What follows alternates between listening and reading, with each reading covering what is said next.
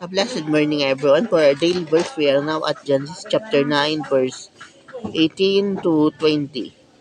And the sons of Noah that went forth of the ark were Shem, Ham, and Japheth. Ham is the father of Canaan. The, these are the three sons of Noah, and of them was the whole earth overspread. And Noah began to be a husbandman, and he planted a vineyard.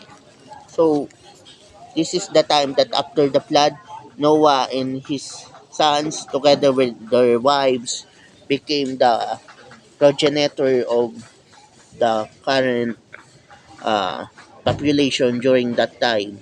So they rule and reign the earth, and we can see that Noah became also a farmer, and he planted a lot of grapes, and he owns a vineyards.